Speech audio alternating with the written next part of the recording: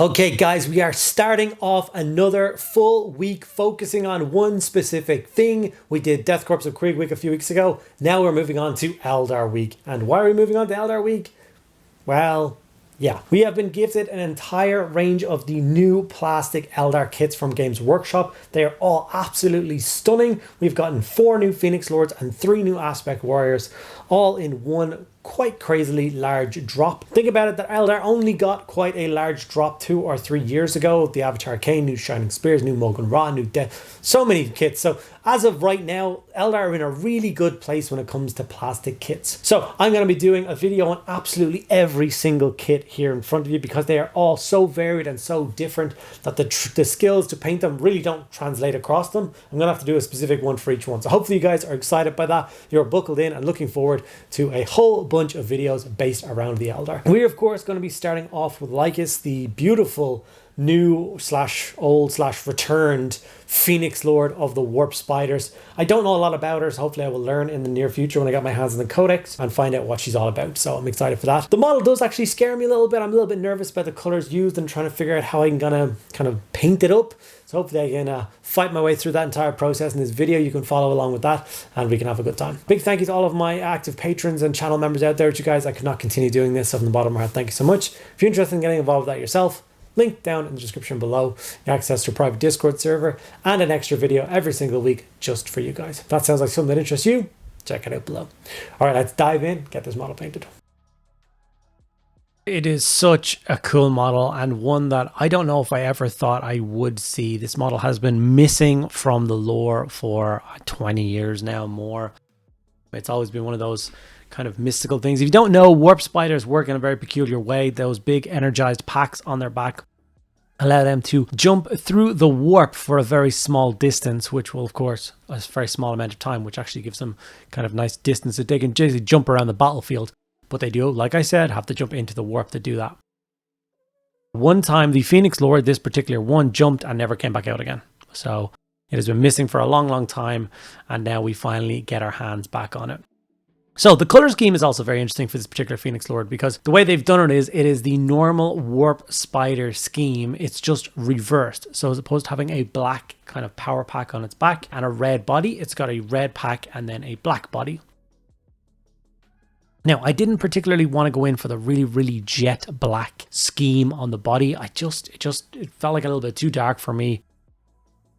They're not like black power armor, if you will. If you look at the one they do in the box, it definitely have loads of different tones of blues and grays through it. And I'm going to try and replicate that a little bit. Not the blue part, mostly the gray bit. So for the black parts of the model, I started by doing a base coat of contrast basilicanum gray over everywhere where the model is supposed to be black. Then I grabbed some Blood Angels red contrast and I started to block in all the bits that were meant to be red. So his jump pack, and then there's a couple of other details around the body, his eyes. There's a little bit in the center of his chest, red. So just go and find all those kind of details. I did the handle of the sword in red as well, just so it kind of matches in with the rest of the model. From here, we have some black Templar contrast, and that's just the straps that hold on the kind of power pack onto his suit. It connects to that red center bit in his chest. And this is another thing. If I had done the body in black, I don't know how these straps were supposed to stand out at all. I'm going to be careful not to hit those kind of mandible bits or the hair or anything like that because the center of the faceplate, because they're supposed to be like an off-white color. So with the Grey Seer primer that I used to get this model ready to paint, if I just leave that alone, it's going to make a perfect base coat for it. So I'm going to be careful, like I said, with those particular parts. Retributor armor gold was then brought in for all the gold details. So if you look at like the belt buckle clasp thingies that hold on, once again, that power pack. Lots of detail around the sword. Lots of detail around some of the gemstones and stuff set into the armor. A lot of the raised detailing, like what I'm painting across the power pack. This exists on the power pack and both arms and legs of the bodysuit as well. Also the 2 lower kind of disruptor cannon style weapons that exist on the 2 lower extra arms that the suit has. I've done them in gold as well.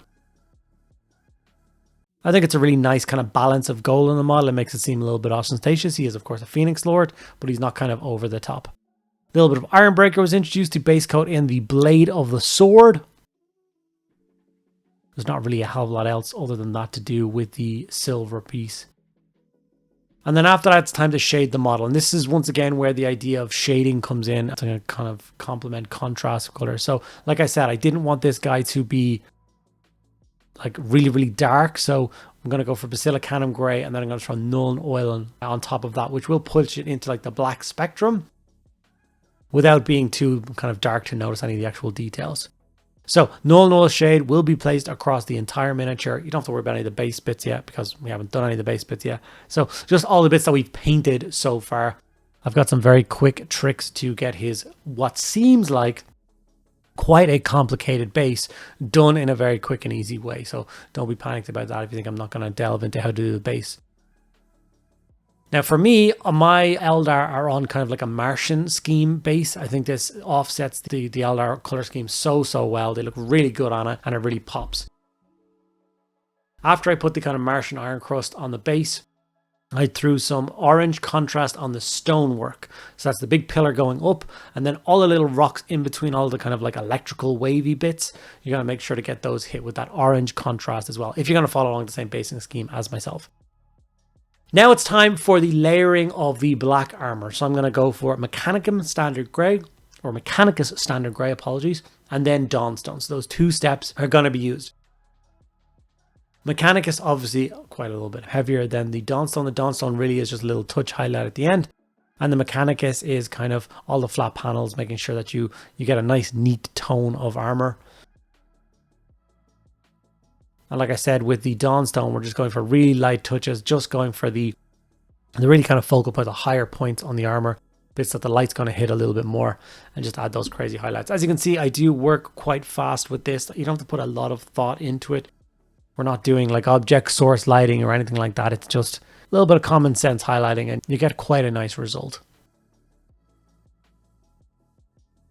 Now, with the gray armor, black armor, should I say, pretty much ready to rock and roll, I am going to finish off the last few bits of the base first. So first things first, Rise of Rust, making sure the contrast paint and the texture paste is fully dry on the base. We're going to dry brush Rise of Rust all across the base and all up that pillar underneath, and then all the stones. If you hit the little electrically bits on the base, it doesn't matter too much. Try and be as careful as possible, but when you do overshoot with a little bit of the orange or a little bit of the bone, it doesn't matter. Bone is, of course, the next stage. You Shapti Bone or Screaming Skull, whichever one you want. Dry brush up that base. Again, obviously a lighter tone. It really does make that orange rock pop. It makes all the stones floating in the energy look really cool. Now for the energy itself, I'm going to do Talazar Blue as a very quick coat across all of the energy beams.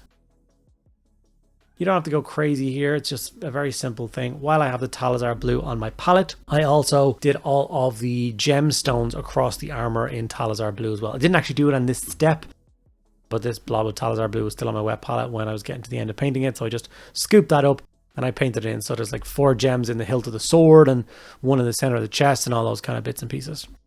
Okay, once the Talazar Blue was very, very dry, we grabbed some white Scar and we dry brushed across all those energy beams again.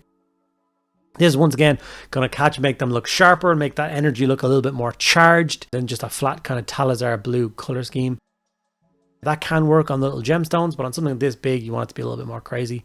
To take it one step further, I then grabbed a Guilliman Blue Glaze and hit all those energy coils as well. I am aware Games Workshop no longer sells the glazes, and I'm really sorry about that. So if you can't get your hands on the Games Workshop one, that's sucky.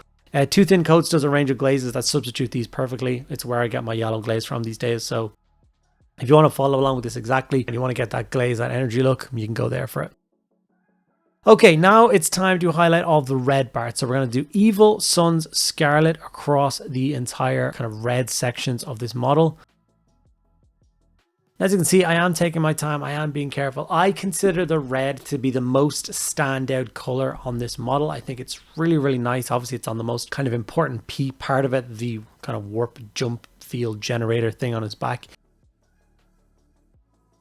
So obviously, I'm going to take my time and make sure I layer this up correctly, making sure I get all the flat panels with a nice kind of coat. I am trying to add a little bit of texture to it. I don't want it like super, super smooth. So a little bit of mottled painting really does go a long way. We're then going to jump up to Wild Rider Red, and this is once again going to be even softer touches off the model. As you can see, I'm just going for the sharp edges, the tops of the gems and the crystals, any of those kind of like bumps in the armor, and anything like that you want to, pull around. Now, I've done all of these steps, the Mephiston Red, the Evil Sun Scarlet, the Wild Rider Red, on the energy coils in the top guns as well, the arms in his top. He's got 4 extra arms, so whichever the 2 on the top are, you see they've got a little energy blood, so I've done them in the same reds. It really does help to, once again, tie this model together. The grey, the red, the energized base, the little bits of off-white. It really does look kind of awesome.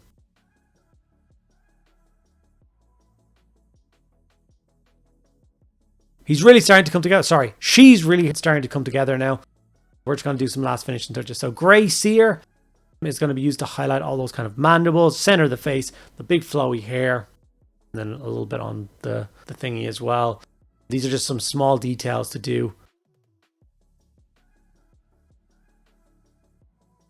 But once again, quite important pieces because it is the center of its face, of her face. You want that mask to really stand out and be awesome.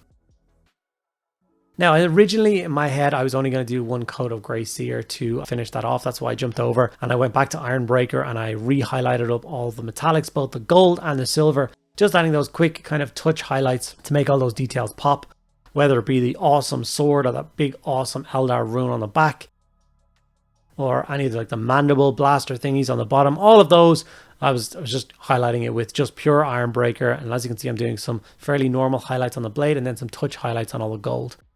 I decided to make the pale parts pop a little bit more, so I did go back, grab some Corax White. I know people hate Corax White, but I'm working with it from a wet palette, so it's pretty thin. It's fine for these little extra details. And I'm just going to add the slightest highlight once again back in onto all those flat details, all those white details, center of face. I'm making sure the hair pops as well, because that's obviously quite a key feature. And with that done, we have our finished Lyhkhis. I can't get the name right. I need someone to say it out loud to me because reading off the box is insane. But this is the final result. I'm super pleased to have another Phoenix Lord painted up, added to my collection, and ready to serve the craft world. I cannot wait to dive into the other 6 projects I have planned for this new Eldar release, and I'm hoping that you will subscribe and follow along on the journey while I get all of these awesome models painted up on the tabletop. Okay guys, Lyhkhis is now complete. She is ready to jump from the warp and wreak bloody havoc upon the enemy.